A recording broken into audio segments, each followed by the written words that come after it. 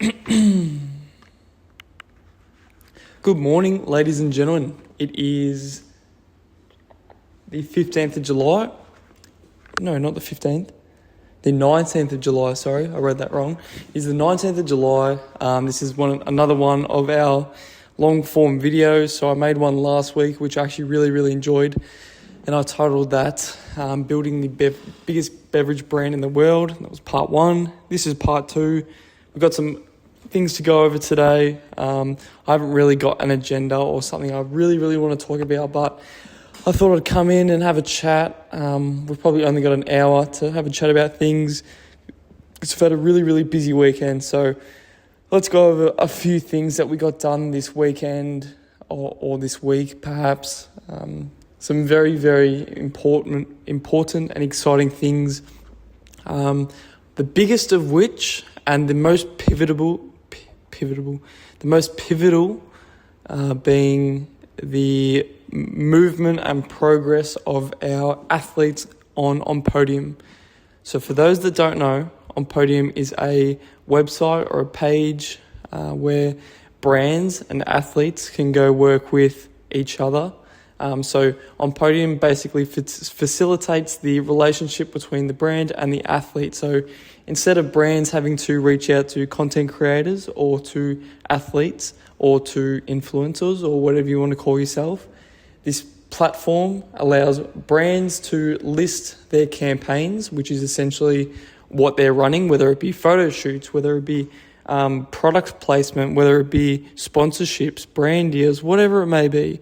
For example, for Exertion, we are running gifted campaigns, essentially meaning we're sending our products to our athletes and our athletes are taking a photo of it, consuming our beverages and just using it for their day-to-day content, day-to-day life, day-to-day training, all these kind of things. So going back to what On Podium actually is. So it basically facilitates a relationship between the content creator, athlete, and the brand. So Exertion has approached On Podium, we've made a campaign, and then on the other side of that, there are athletes that make their profiles. They say, look, I am this kind of athlete, these are my achievements, this is who I want to work with, this is what I want to do, these kind of things. And then they'll post that up so they can reach out to brands and say, hey, we'd like to work with you. So for example, we've had a bunch of athletes approach Exertion and say, hey, we'd like to work with you. And it's the inverse as well. So brands can go to the athletes and say, hey, we would like to work with you as well. So there's been some pretty major advances with Exertion's On Podium profile. So we've been able to send out more than 15, if not 20 packages to our athletes, and they're mostly been sent out the last couple of days. So that's still, getting out to our athletes, and they'll be posting that hopefully over the next couple of days. So we've been reposting that on the Exertion page, and then we've got like a little highlight thing of all our athletes open up our packages, reposting it, using it as our own content, which is really good. And I think it's a really good thing that we'll get into as we progress, just being able to send out packages to athletes, having the athlete use them, but then also having the athlete make a little bit of content for us so we can repurpose that and make it our own. This is kind of a strategy that I want to work on in the future, is just getting all our athletes or athletes in general to just be making content about Exertion, so that Exertion doesn't have to be kind of the big media platform and our athletes are actually doing it for us in return for products, basically. So obviously, making content can be really expensive depending on how you're going about making it. You can make free content, or you could pay editors and all these kind of people to make really expensive content. But I think it would be well worth it to integrate Exertion, so be gifting Exertion to athletes and having them integrate it into their kind of content, whether that be really high quality, intense effort edits or these kind of things, or whether it just be, posing with it on their story like we've had a few athletes do. I'm not phased. I just want to see Exertion in the hands of athletes. I want to be able to facilitate their hydration, to be able to be there for them and be that brand that they can rely on and trust with their hydration and with their performance and these kind of things. So I'm really trying to foster those relationships at the moment. Admittedly, there's been a lot happen over the last couple of weeks that's been really full on. We've had a lot of athletes contact us. We've had a lot to kind of figure out and manage. So I can't say the management of the athletes has been the very best that it could be right at the start. But, you live and you learn. Like, we're very new and we're willing to build those relationships and really work on things. So that's the first thing. So that's on Podium, and they have been fantastic. So I think it's Dan and Mia at On Podium. These guys have been absolutely fantastic. And I will continue to plug their stuff because I think it will be a major driving force in the growth of Exertion. I basically knew it from the first video that I've seen of them, and I've been, really, really talking about them heavily over the last couple weeks in my videos. I'm sure they've appreciated it, and hopefully they do appreciate it, because I do appreciate their work and their ability to be able to facilitate all these things. From my understanding, both Mia and Dan are high-level swimmers and have recruited a lot of swimmers who have then recruited other people, which has just made the platform grow really, really quickly. More athletes have been added every single day. So we're always reaching out to new athletes, or always contacting them on Podium, finding them with the Exertion page on Instagram and reaching out to them that way. So yeah, On Podium's been a great facilitator for that. Moving on from On Podium, not completely, but moving on to another topic, is the actual athletes in general. So obviously I've spoken about in the last week or so throughout my videos that we've been in contact with some of the most niche athletes, and it has been really, really cool for us and really cool for myself, because I'm a really passionate health, fitness person, sport person. So to be able to be in contact with all these kinds of different athletes is so cool to me.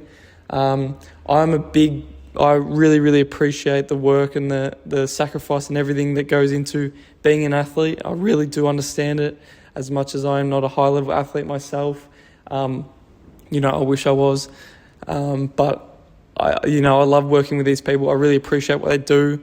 And that's why I wanted to work with them, because I can relate to them. I know their needs. I know what they want. I understand where they're coming from. I know that the brand isn't the most important thing in their life, and they just need this support. If that support's just sending a product to them, if that supports exposure, fantastic. It's what can Exertion do for the athlete. And I made a video about this the other day, and I think it was received really well by a few athletes, and that was that at the moment, Exertion can kind of tailor the needs of the athlete to them. So, being really frank with you right now, Exertion will not be able to pay athletes cash. We will not be able to fund certain things. That's just something we will not be able to facilitate. We're very early in our stage of growth and all these things.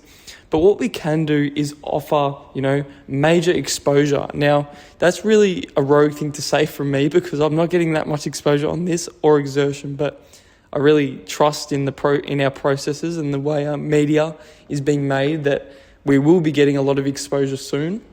And it's just a when, not if. So I have big faith in where we're going, and I'm not really concerned with that at all. But being able to offer athletes exposure, being able to offer them obviously product is the biggest thing we can offer them. So making sure that they're always getting their product, meaning that they are consuming it every single day, after training, before training, during training, upon waking, whatever works with them, whenever they're most dehydrated. And then other things like support systems, or other little things that we can facilitate for athletes.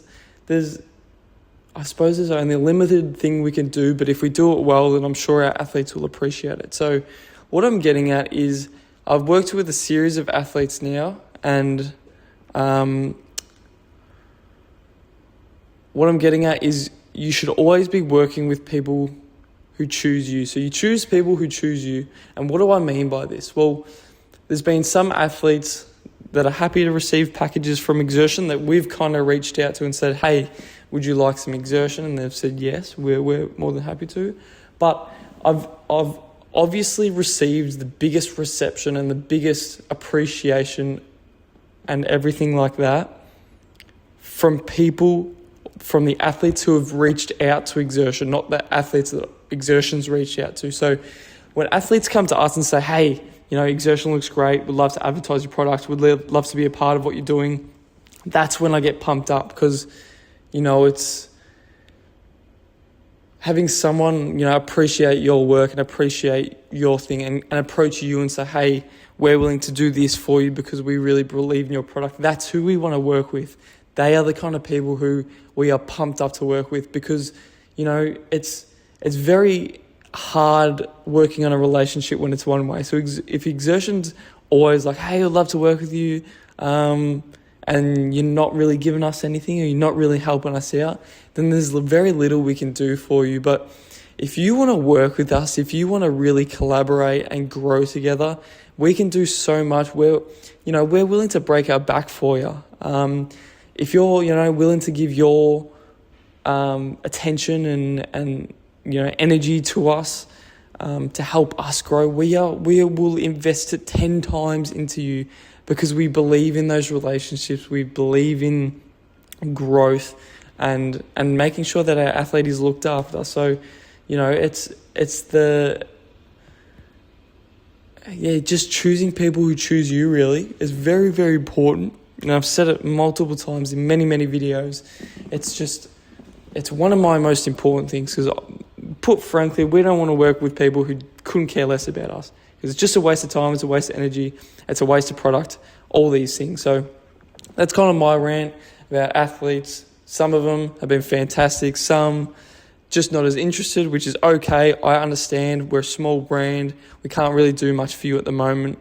But for people who realise the investment that it is and the investment that it can be, thank you to those people.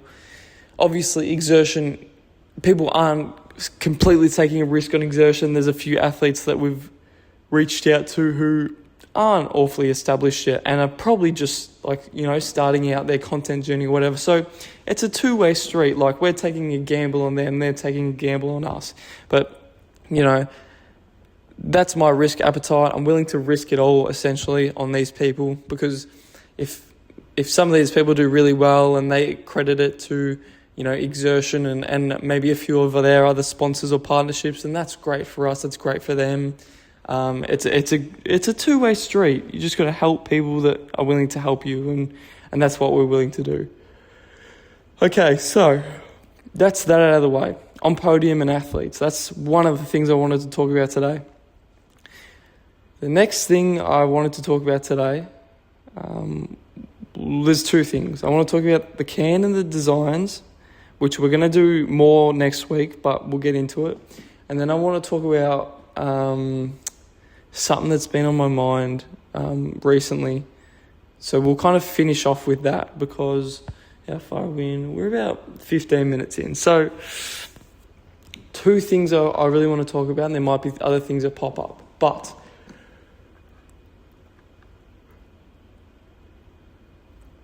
first thing is the can and the can design. So we've gone through many, many, many phases of designs. I have always preached about not being a perfectionist and getting your, minimum viable product out there, meaning the products that you just chuck together, put it out there, it's good enough to start getting sales. I am a firm believer of getting the minimum viable product out there, but in saying that, I've been a bit of a perfectionist with the design of the can, but I think we've nailed it. I think the can looks fantastic. So if you can see these cans here, actually, you know what? I'll go grab the original Exertion cans. Now, this video will be in black and white, so it's not about the colour as much as there is colour to these designs. And I'll just bring the camera a little bit closer. So we've got kind of two major designs. And it's so minor and so insignificant, and you probably think I'm ridiculous, but as you can see here, this is the original design. So first of all, 330ml can. Second of all, block writing. And then I'm sure you won't be able to see in this video, but that is coloured. So the tropical writing is coloured, and the loops are coloured. Plus, the back is just not what we're looking for. That loop, don't know what that is, blah, blah, blah. First of all, we've moved away from tropical and lemon and lime as well. So we've moved away from these flavours. We'll be doing something else, so disregard that. But we're talking about the design of the can here. So that's that in terms of tropical, or this original tropical design. Just was not happy with this. Just was not happy with the design. And then we kind of got these printed, which is the everyday hydration, more slanted writing, these kind of things. So I'll go over this more in another video, but essentially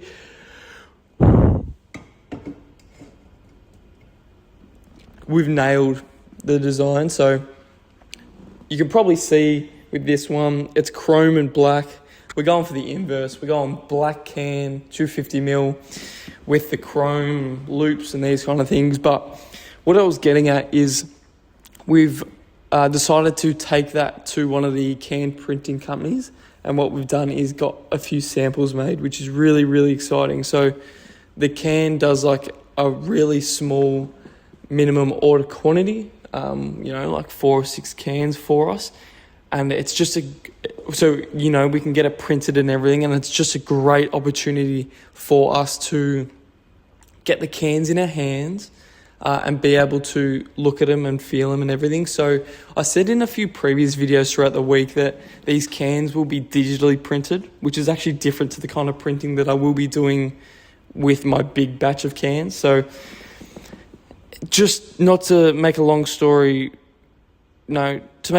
short, there's a few different types of printing, digital printing and flexo printing, and then there's a few, like you can do sleeves and labels and all these kind of things, but flexo printing is just a different kind of means of doing it. The cans, the samples will be getting digital printed, so it'd be a little bit different, but we'll get the gist of how the can looks, how it all holds together.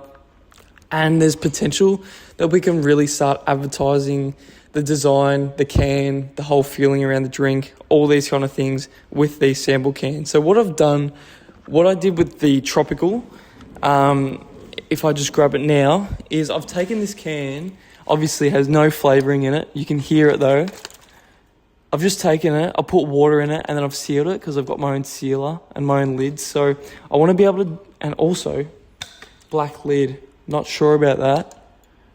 Don't actually like it that much anymore. I actually prefer the silver lids, which is interesting because I started liking the black lids, but that's a bit of a side topic. So we'll seal it with the water, seal the silver lid, and then I think we get to advertising. So I think I haven't really been doing enough with the Exertion Instagram page, and obviously there's been a lot of good reception from the video that I have posted and the photos that I have posted. Like, it gives the people a good idea of what the cans look like, what the brand is about, these kind of things. So I think let's roll into the next topic because it's really, really interesting and it's really something that I've got to talk about. So making these cans, so they'll be coming sometime, hopefully next week. And I can kind of start advertising, and let's move into advertising now. So I've been doing so much content with the Ryan page. You'll be seeing this through the Ryan YouTube. I've been posting everything across Instagram, YouTube Shorts, Facebook and TikTok. And that's been my main means of marketing, my main means of media, all these kinds of things. So it's been the main way that I get my word out there, my name out there, my brand out there. everything. It's the main way I've been doing it. I think that will start to evolve soon. And with these new mock-up sample cans, I think I'll be able to make a ton more content with the exertion page. So I'll be able to put out product photos. I'll be able to put up edits, training photos, training videos, all these cool kind of things that will kind of build out the hype and the feeling about exertion. So very, very early on in my process of building my Ryan page, I was talking about the kind of content I want exertion to be making. And this is a really, really long topic, so let's get into it now. Very, very strange and very alternative to what you might see originally and what you have seen from me previously with the exertion page. At some stage throughout exertion, I want exertion to not feature any of our drinks or to feature very little of our drinks. And that's a very, very, very weird thing to say, and it's very strange. But let me kind of explain what I'm getting at. A lot of the biggest brands are built on identity. So you think Nike and just do it. Nike is like for the athlete and for the people who strive and all these things. It's not about the clothing. It's not about the shoes, which is what they first started with. It's about that identity. Same with Red Bull. Red Bull does it amazingly, where they portray these extreme people doing these massive stunts, and that's their identity.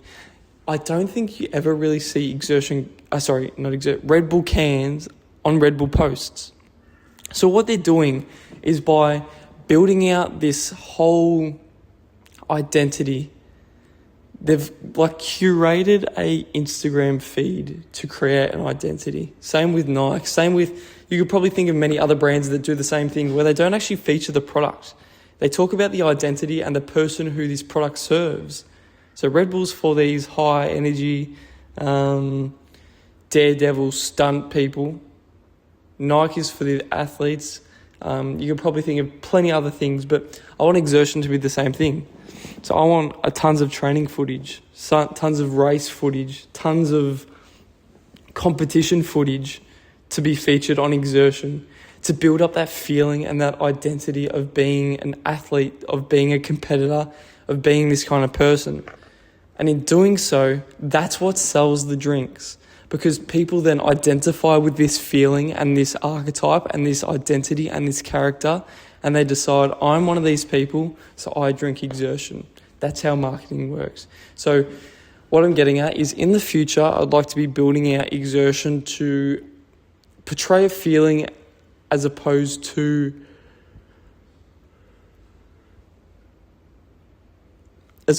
just, pushing a product. Of course, I am here to push a product. I am here to sell a product, but that's not my biggest. When selling a product, that's not your biggest concern. It's about building a customer base and building an identity and a reason why people would buy your brand, as opposed to just, selling a product. That's another thing I want to get into, is the whole functional beverage side of things. But, for the moment, we'll be posting probably training videos of people drinking exertion, all these kind of things, getting, product placement in there first, because obviously if people don't understand your brand, then building an identity without people knowing that you're selling beverages just doesn't make sense. So Red Bull's been able to capitalize on this because they sold the beverage for decades before they started to build this really strong identity around it. Or they built the identity as they sold the beverages instead of trying to force it upon people at the start. So we'll get to the stage where, we'll build the identity and build the character that consume exertion. But, that's a time for the future. I really want to emphasize the importance of building an identity or a customer, or kind of showing who the product serves. Because when you build an identity, when you build a character, when you build a clientele, when you build a sense of meaning to your customers and to your consumers, that kind of heightens your brand and it becomes something that people can't replicate. So in the functional beverage space at the moment, so functional beverage meaning that the beverage kind of serves a purpose to you. So let's say, for example, electrolytes are there to rehydrate you, energy drinks are there to give you energy, nootropic drinks are supposed to help you, whatever they do, focus more or whatever. I'm not actually really familiar with those drinks, but there's plenty of them coming out at the moment, so I know that at least. And what I'm trying to get at is these functional beverages, all of them work. So there's very little difference between Gatorade and Powerade. There's very little difference between Red Bull and Monster. They both work.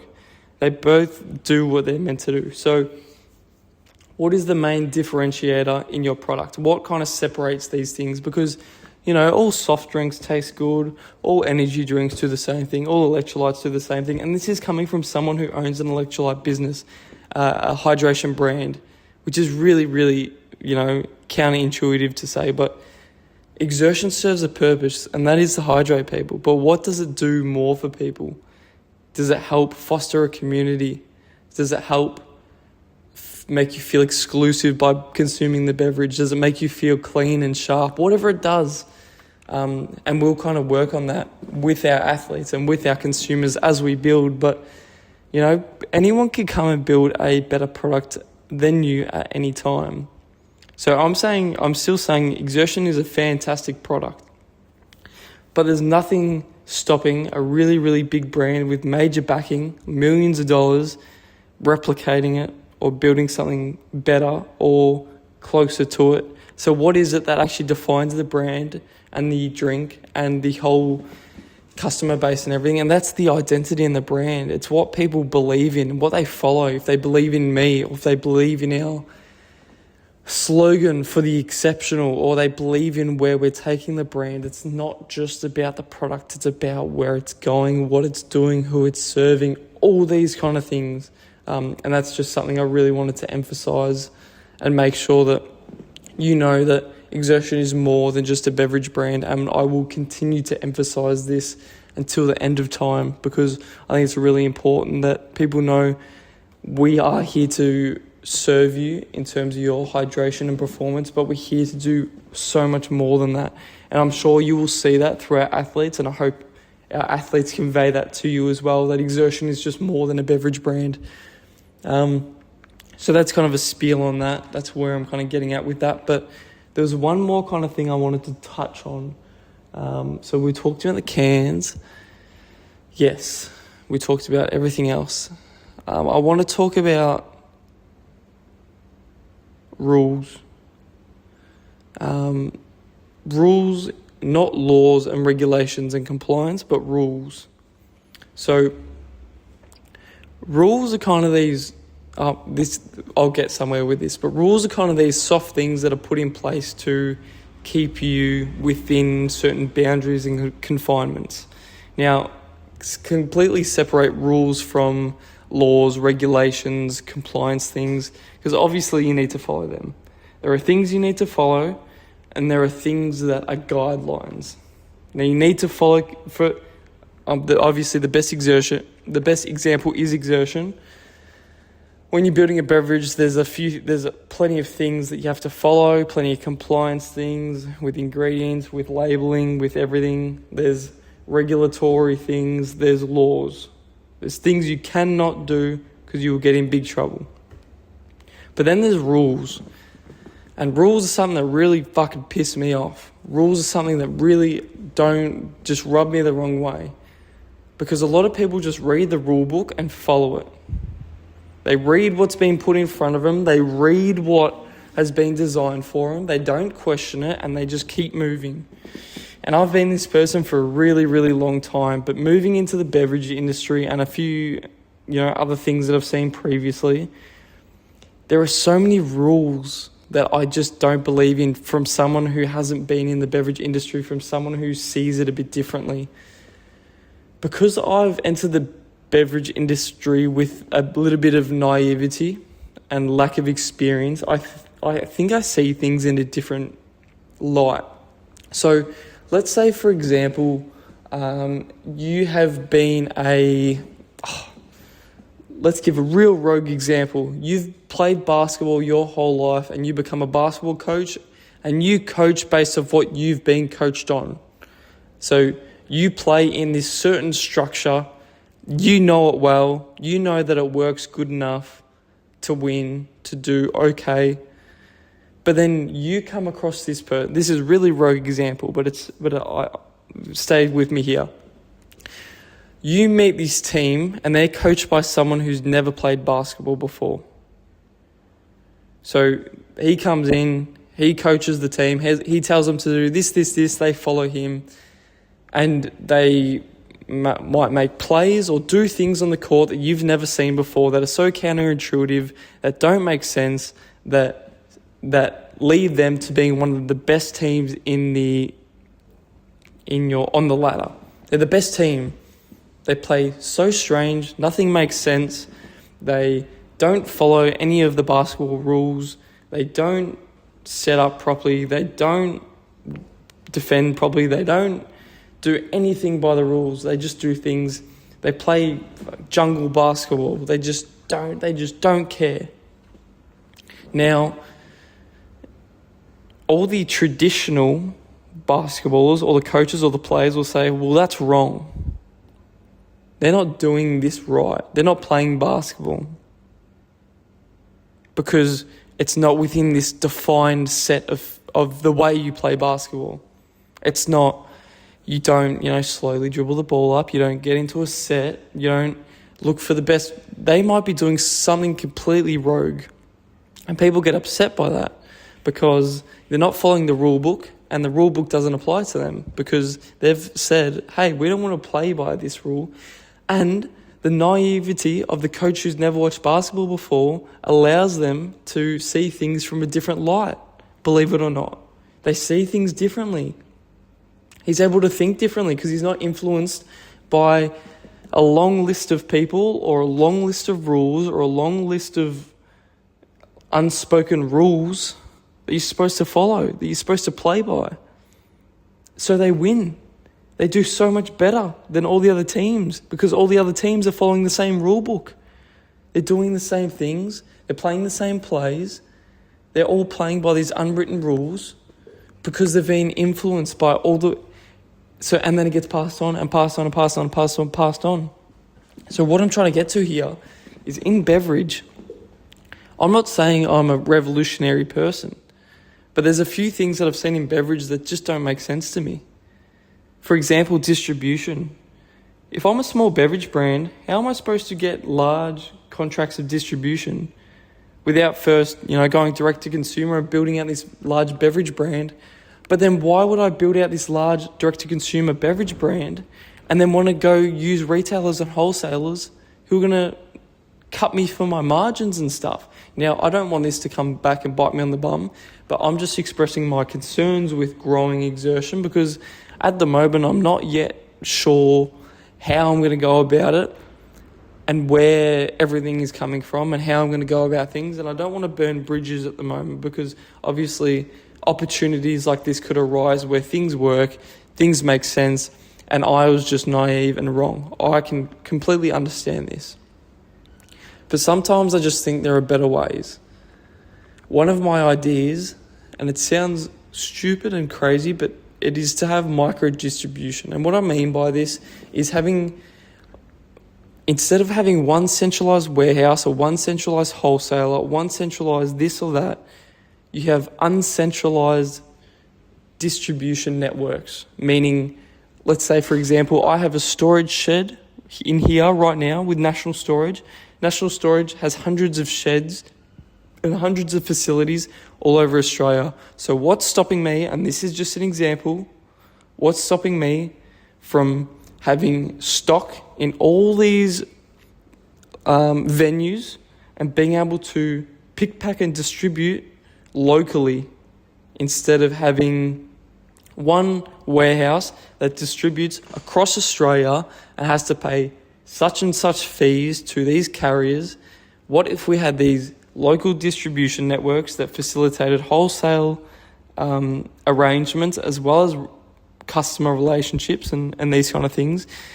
Obviously, there'd be major complexities to this, but it'd be cheap. It'd probably be cheaper. It'd be faster, and it would really, really shake things up. And it's something that I've been kind of toying with the idea of. Obviously, the way national storage works, it's month to month.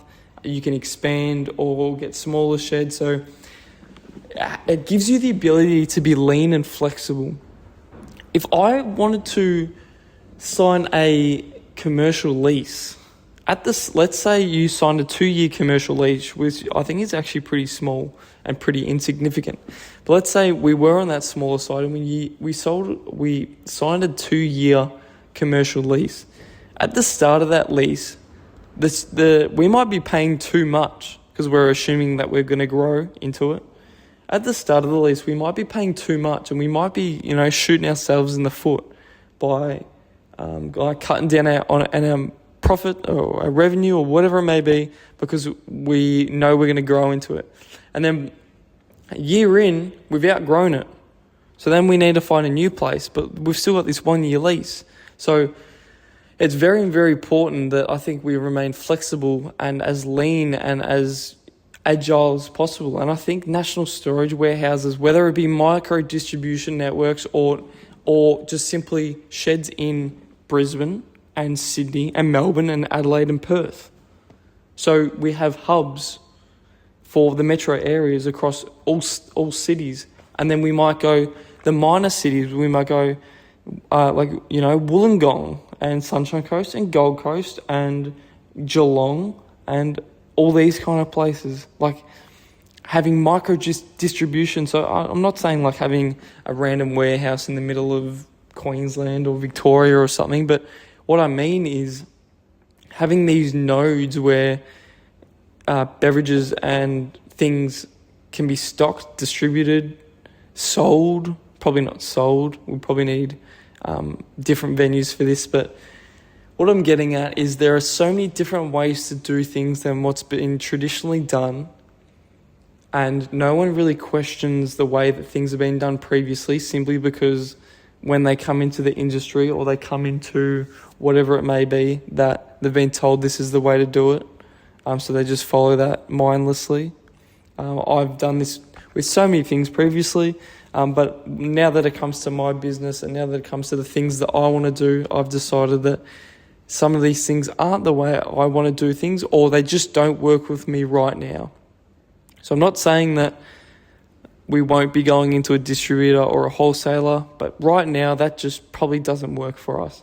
In terms of margins, in terms of doors that would actually be able to get into, we need to build hype and traction. So the things that you're told you have to do may not even work now, which is kind of our case at the moment. It's not even going to work for us. So you've got to look at things alternatively. You've got to look at things another way. And it might just be so that if you don't follow the rules and you go about, doing things your own way, that you might do so much better by creating your own distribution network. You might build it in-house. That's something that I'd be really interested in, building an in-house distribution network where instead of having to pay third-party sources, you are keeping the cash in the business and you're paying your exertion distributor, you're paying your exertion delivery driver, trucks, whatever it may be. But what I'm really emphasizing here is to ensure that you're questioning everything and that you're not just following rules blindly. Again, I'm going to emphasize that you should be following laws, compliance, regulations, all things that are set in stone and that will ensure safety and these kind of things. What I'm saying is guidelines are there for literally that, to guide you into the right direction. So if you follow these guidelines, and this is why people do follow the guidelines. If you follow the guidelines, there's a good opportunity that you will do pretty well, that you probably won't fail, that you probably do okay. And that's why most people follow guidelines and rules, because it sets you up for an okay outcome. The only thing is, if you want an exceptional outcome, then you have to break the rules. Because doing everything that everyone else is doing is just not going to cut it. It's as simple as that. Doing things that everyone else is doing is simply not going to cut it. So that's kind of what I kind of want to leave you with. This has gone for about 40 minutes, which I'm really happy with. But I want to leave you with that. That's kind of my lesson of this thing. Hopefully next week we can go a bit more in depth. I think the last one I made was about an hour long. This one's 40 minutes, so it's a little bit shorter, and it's a bit all over the place, which is okay, because I think this is more of a dump than it is a kind of educating thing. It's more of just my ideas and giving myself an opportunity to get my ideas out without a time barrier. So yeah, very happy with how everything's progressing at the moment.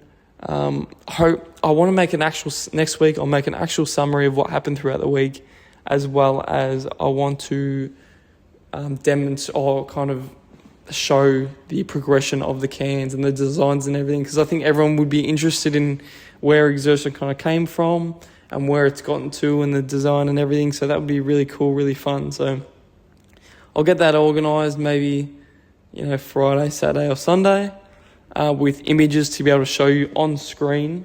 I think that'd be really, really cool. But for now, thanks for watching. Thanks for listening. I really do appreciate it. And stay tuned for everything to come in the future.